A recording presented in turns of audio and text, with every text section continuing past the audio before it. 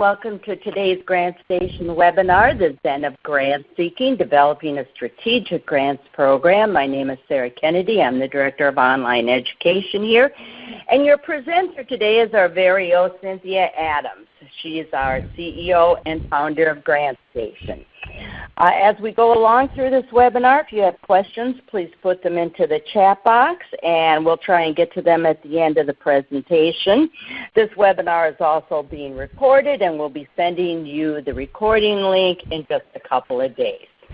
So before we begin, I want to introduce you to Cynthia. She has been dedicated to helping nonprofit organizations identify and secure the funding they need to do their good work for well over 40 years. Cynthia founded GrantStation because she believes that grant seeking requires a thorough understanding of the funders and a sound knowledge of the philanthropic playing field. Her life's work has been to level that playing field, creating opportunities for all nonprofit organizations, regardless of size or geographic location, to secure grant support. And with that, Cindy, I'm going to turn this over to you. Thank you, Sarah, and welcome everyone. We have a large crowd today, and it's going to be a lot of fun. I do want to thank you all for joining us for this very short, rather fast-paced webinar, focusing on the importance of establishing a solid grant-seeking program for your organization. Nelson Mandela said there is no passion to be found playing small in settling for a life that is less than the one you are capable of living.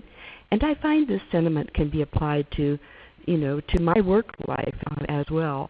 The search for new income for almost any organization, as you all know, is constant. It's rather unending. And often we simply get paralyzed by indecision, trying to figure out how to move forward, how to bring in the money we need to do the work that needs to be done. And that's when thinking in terms of the larger picture, not playing small, as Mandela said, is so important. Today I'm hoping to clarify the significant role grants can play in your overall income, that grant seeking can and should be part of your financial growth strategy as long as you manage the time you spend on grants research, grant writing, and of course grant management, and keeping those grant-seeking goals doable. Growth, as we all know, means different things to different organizations, and managing that growth is essential, regardless of the shape, the size, or the flavor of your nonprofit. Too little growth can cause an organization to stagnate. Too much can overwhelm you and cause detrimental effects. And then you throw finding funds for that growth into the mix, and your work life really becomes just a bit overwhelming. About a month ago, I was fortunate enough to be sitting in a very Zen-like garden designed and built for Pablo Neruda in Santiago, Chile. And Neruda started to build this home in the early, I think it was the 1950s, and the gardens, which are tucked into this landscape, really thrive yet today, long after his death, which was in 1973. And it was while sitting in this garden that I had the idea for today's conversation. I wanted to help those of you struggling to determine how grant seeking fits into your organization's fundraising plan. How much time and energy should you be spending on grant seeking? And I wanted to touch on the importance of crafting a sensible approach to establishing or growing a grants program within your organization. According to this recently released report by Albia, more than half of their survey respondents state that during the remainder of this year, 2017, they will apply for new grants, look for new ways to generate revenue, and increase fundraising of all sorts. And according to this report, their number one strategy for growth, their number one strategy is to seek new opportunities for grant funding. So if you are thinking about adopting a new grant-seeking program or expanding your existing grants program, then you're clearly mirroring the thinking of many top nonprofit managers. And there is a good reason to be thinking this way. There are I mean, there's a whole slew of new funders springing up across the nation, from small giving circles and local communities to a huge drastic increase in donor-advised funds. In fact, really, the exploding use of donor-advised funds has really created a new kind of millionaire philanthropist next door. And this is actually the name of a article that was published by Inside Philanthropy really just a few months ago. If you get a chance, you should check it out. Whatever happens with the overall growth in giving, it seems likely that donor-advised funds will expand even further this year and into 2018. And I remember, it shows how old I am, I remember when the big guns in foundation giving were really, Ford, Kellogg, Kresge. But these days, the Silicon Valley Community Foundation, the Bill and Melinda Gates Foundation, and a host of other new funders making really sort of insane commitments of money to solve or address a whole raft of social and environmental problems. These funders are investing large chunks of money into solving specific issues. So, for example, MacArthur had a competition for a $100 million grant. $100 million grant. They were looking for an idea designed really to help solve a critical problem affecting people, affecting places, or the planet. And that award hasn't been made yet, but I think they've gotten it down. They've narrowed the applications down to about, I want to say 5 or 7 or something like that. Take a look at Sean Parker. That was the sort of famous tech entrepreneur. Last year, he launched the Parker Institute for Cancer Immunotherapy with a $250 million initial commitment. I mean, that man's determined, right, to find cures for cancer, and he clearly has the financial means to attack this health issue head on. And then Lauren Powell Jobs, I think her full name is, she put up $100 million for high school redesign, and there's several top donors and foundations that have backed like a $1 billion collaboration to help disadvantaged children. And the list just goes on. And as we continue to see loss of government support, both federal and state, we're also beginning to see these huge new players entering the field. There are a few other good reasons to consider launching a grant-seeking program during the second half of 2017. First, the prospect of Trump tax policies may spur a rush of donations this year before the law changes and lowers the tax savings from giving. And second, the rich have lately really gotten a lot richer as the value of all assets has really soared, led by a very strong stock market. Okay, so we've established that the money is out there. It is. And there is going to be a lot more of it floating around during the second half of 2017. So it's only logical to embrace grant seeking as either a new form of revenue for your organization or as an expanded form of revenue. This means you need to focus on changing those things you can control, such as building or upgrading a grant-seeking program, but you have to do it strategically. So you give considered thought to how you will integrate the new program or your enhanced existing program, and really think about, thinking about which projects you have that will attract grant makers and which grant makers that you could approach. Before you gain some insight as to how you will do this, you have to first fully understand the elements of a good strategic approach. And I actually teach a webinar called Building a Grant Strategy, which I'm offering this fall. And Sarah, I know you're listening there, so if you can be sure and add that link to the grant strategy that I'm doing this fall to that webinar for these folks, maybe you can send it out in the follow-up email. Would that be okay? Oh, sure. Will do, Cindy. Okay, thanks, Sarah. And that webinar really focuses on, a step-by-step approach to building a grant strategy to help you secure funds for your programs. However, what I'm talking about today is making strategic decisions about the kind of grant-seeking program you want for your organization. And, you can introduce or make changes in your grant seeking program and not see a lot of return for the investment unless you adopt a strategic approach to building that new or expanded program. For your approach to be strategic, you have to set a few measurable objectives. You really have to determine the actions to achieve those objectives and, of course, mobilize the resources to make all of this happen. The key here is really connecting the dots, or finding the dots, and then connecting them. So let me give you a simple example. Let's say you need to raise $10,000 in general operating money before year end, that you're going to be running about that much short. And you're just launching a grant seeking program. This is brand new for you.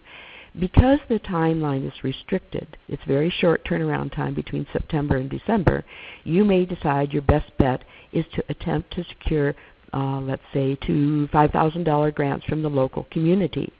So your strategy could be to approach your vendors, those who are familiar with you already. You probably don't want to be trying to introduce your whole organization to someone who doesn't already have an idea of who you are. And let's say that this includes your local bank and your local insurance agent, right?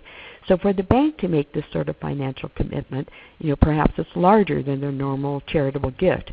You might consider making an appointment with them to discuss the request. Bringing the president of your board along to indicate the importance of this donation, and there would be more strategy than that. That's a very lightweight strategy, but it is a strategy nonetheless. And the same for the insurance agent. Let's say you're with Allstate. They could never write, the local insurance guy could never write, or woman could never write a check for $5,000.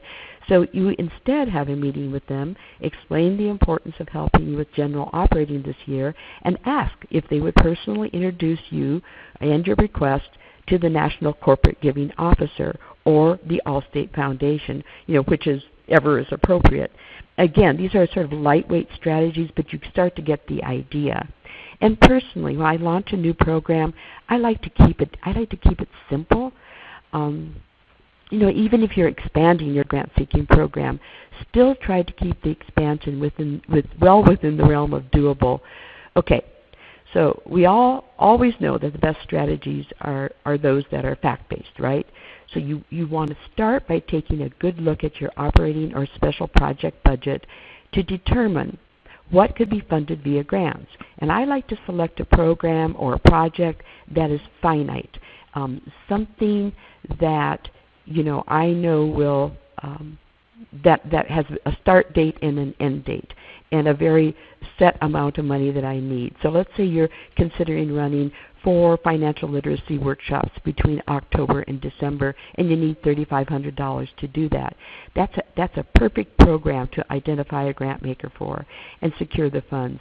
A nice beginning, an end date, with quantitative and qualitative results that you can share. And for those of you just launching a grants program, be sure you're taking biteable chunks of work on as well. That means you want to identify a handful of grant makers to approach. Not 20, not 30. You want those grant makers to have a fairly simple application process, which may mean you're not going to be applying for any government funding quite yet. Anyway, as I said, the best strategies are always those that are fact-based. So doing the research to find the grant makers to fund those special projects or the general operating is fairly important. Strategic thinking, however, is somewhat based on assumptions. You're making assumptions about how many grant requests you will have to submit to reach a designated funding objective. The facts behind the strategy should be solid, but the strategy itself is, of course, extrapolated from those facts. An effective strategy always relies on in-depth research and really understanding of how your grant-seeking program fits into your overall revenue. So these strategies evolve and change over time, hence the need to take small steps. You don't want to introduce a brand new program and have to write 10 proposals in the first year. So you really want to build your program step by step. Take small bites. Don't try to achieve too much. And as you begin this process, try to stay flexible in your thinking. You want to be able to entertain a range of scenarios. Your strategy has to be adaptable. You have to be able to change things as you go forward. A denial of a request will shift the strategy, just as an award will. And make sure you give as much thought to adjusting your program strategy as you have to the initial development. You don't want to be changing things, midstream without considered thought. So, how do you begin to develop your own vision for your grant-seeking program? How do you gain insight into what you should be doing? You don't want to become a victim of delay and indecision. When the financial reality of your organization is sometimes at its darkest, that is the time to act swiftly and decisively. And nonprofit decision-making really has become critically important to organizational survival. I'm going to say that again. Nonprofit decision-making has become critically important to organizational survival. In fact, your nonprofit's decision affect everything from your budget to staffing to addressing your mission. So making the right decisions may require not only adopting new practices, but also unlearning entrenched behavior. And of course, better decision making, it really requires that you have reliable information and that you act on it with a sense of urgency and clarity. Many, many people say that decision making, when things are bleak, has to be quick, responsive, and sound. I say that it is always the case. In today's fast-paced world, all decision-making has to be quick, responsive, and sound. So, now may be the time to create or revise a revenue vision for your organization in today's quickly ever-changing environment between the uncertainty of government funding and the major influx of private support that we discussed earlier. You'll want to focus your board and staff on making the right financial decisions for your organization. How you will implement those decisions, your action plan, that can come later. But the important thing to do now is to get everyone on the same page about how you can increase revenue by adopting or expanding a grants program. Obviously, the first step is to acknowledge what has changed. These might be apparent, undeniable changes, such as a significant cut in your government support or the loss of a major donor. Or they might be small changes that might normally slip under the radar, such as a consistent drop in individual small gifts or membership renewals. Clearly, you have to take into consideration the severity of the downturn as you develop your plan for securing grant support. It will help you determine your overall financial goal for securing grant awards. Okay, believe it or not, there is a difference between panic and urgent action. Decisions made in panic mode are often reactive and poorly thought out, whereas if you adopt an attitude that your mode of operation is always urgent, you will find that decisions are made faster, but they are carefully considered. Then in times of economic stress or even crisis, your organization can respond forcefully and decisively, and it won't take its toll on your staff because this is how you always operate. This is how you always make decisions. So one way to ensure urgency of action is to keep in mind the differences between work and growth work. Frankly, I have yet to meet a nonprofit employee who isn't busy. A lack of time and staff is a constant challenge, as you all know, to nonprofits. But busy work is the function of repeating the same actions, and growth work is the result of consciously setting aside time to think before acting. So urgency means, taking that moment today to think about how and you are, because you're here, you're listening, right? Urgency means taking that moment to think about how your actions impact your mission, your budget, and your goals, rather than putting it off to stay, in the familiar whirl of busy work. You need to stop being comfortable with your existing development work. Take a close look at your organizational values. Almost all nonprofits encourage trust and consensus, which is great, which is good. But over time, a positive atmosphere can actually evolve into a culture of sort of conflict avoidance and ambivalence. Staff members, stay focused on their own programs, and board members don't like to ask too many questions. However, today's best leaders are those who are asking questions, who are asking the hard questions. So staff and board meetings, may become less comfortable, but they better serve an organization. And the questions that emerge from them will launch the necessary analysis and decisions. And this same holds true for your development program. Questions are the stars in that dark sky. They're going to shed light on who you are as an organization, what you're trying to achieve. And in the case of fund development work, they will guide you to make better, more well-considered decisions, which in turn helps you craft a strong grant-seeking program. Compile and analyze your financial picture with real sort of unvarnished facts. Determine which organizational income is certain, which organizational income is highly probable, and which is committed. Be honest about the types and sources of the income that raise concern. Cash is always important, especially now, and nothing limits your options more than running out of cash. So take the time to create a cash flow projection. There's a great template available on the Nonprofit Assistant Fund website for those of you that want to check it out. But you really want to create this cash flow projection so you understand the ebbs and flows that provide breathing room or cause problems. The time horizon for decisions is driven by available cash. So an organization with less than, let's say, 1 month's operating budget in cash may need to make short-term grant-seeking decisions, looking at local businesses, for example, for quick turnaround, while a nonprofit with reserves of 6 months or 8 months can step back, creating a more detailed, more considered grant-seeking program. Okay, just a few final words, then I will open it up to questions. You certainly can't rely on luck to help your organization survive, but you should be aware that taking advantage of what I call luck events is always a smart move. Just let me give you an example.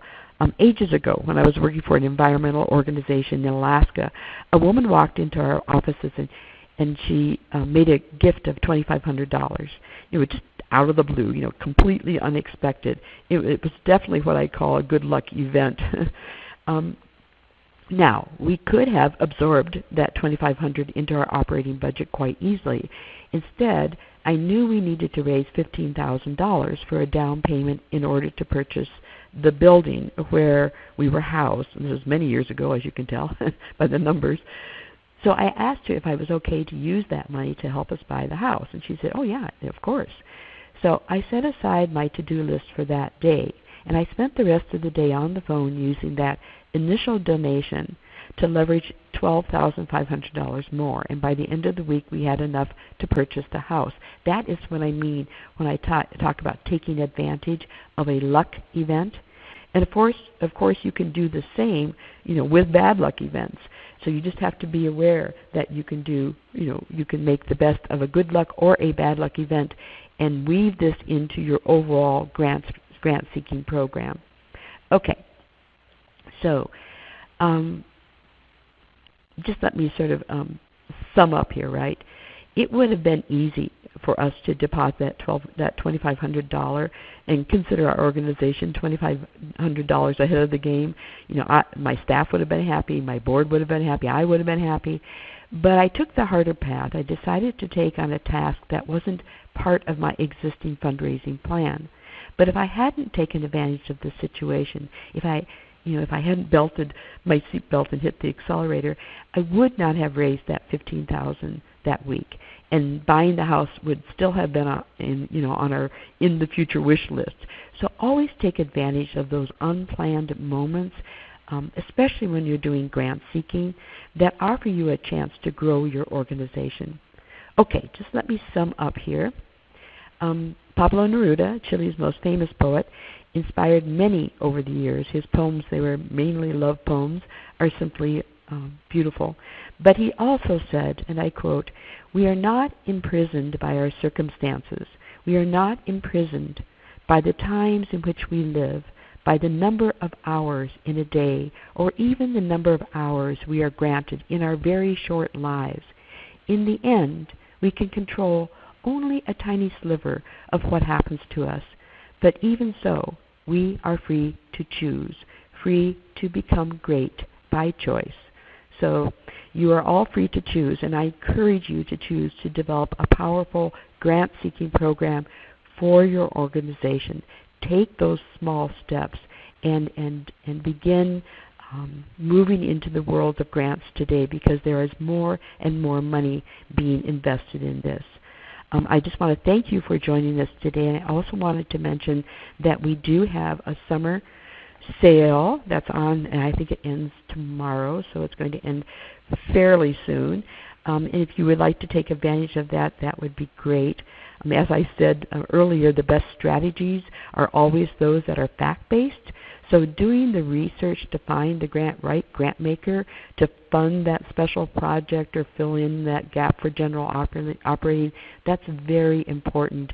And that's what we do at GrantStation. We help people find the right grant maker to do their good work. I'd like to open it up for some questions, Sarah, if we have any. I'm trying to move my... We do. We got quite a few questions, Cindy. Thank you so much. Di asks, what are some tips on how to approach potential funders if they are not already familiar with your work or your organization? Well, I mean, most grant professionals would say to try and identify someone who has a relationship with that grant maker and introduce yourself that way. I've never found that, and I've been writing proposals for 40 years now. I've never found that to be very effective. The few times that I've been able to find somebody, it's never really worked. What I do like to do is bring to attention. So this is part of the strategy. If you want to go after a grant maker, identify who it is, and then start to inform them about your organization. Don't try to write a proposal right off the bat. Don't ask them for money. But, send them a packet of information about who you are and what you do. If there's a newspaper article about what you do, send that to them as well. Just now and then invite them to events or whatever that you have going on. But try to engage them and get them to know who you are before you make that first request. And I do it in little steps. That's how I've always done it. And it seems to have worked for me. So I hope it would work for you as well. Okay, thanks. Eliza asks, how do we convince grantors that one of the ways to reduce such health problems as cancer and breathing problems is protecting the environment? Well, I think that, first of all, this is a really good example of where a collaboration would work very well. You may be, if your organization is focused on health, you may be trying to go to grant makers that are in the area of health. So you're doing your research and you're looking for grant makers that fund health issues. You may want to skip down to those environmental grant makers and see if you can't find people that are, or funders that are really interested in air quality and that kind of thing, and have a conversation with them, not necessarily apply to them, although you might, but have a conversation with them to get their opinion on how you should approach health, grant makers that are interested in health, to make this case. Number one, they'll appreciate the conversation. Number two, they may have some great ideas. Number three, most important, they may make the call or introduce you or even join in a conversation with a health grant maker. So that's how I would do it. Okay, thanks. Janine asks, our board is asking me, the grant writer, to project how much grant revenue will come in the next year so that they can build it into the budget. How do I respond to that request? Well, there's a couple of things you can do. If this is a brand new grant seeking program, you don't have a track record, of course your goal, your objective, your measurable amount of money is going to be much lower. If it's an ongoing program, then you can probably extrapolate from the last year or two.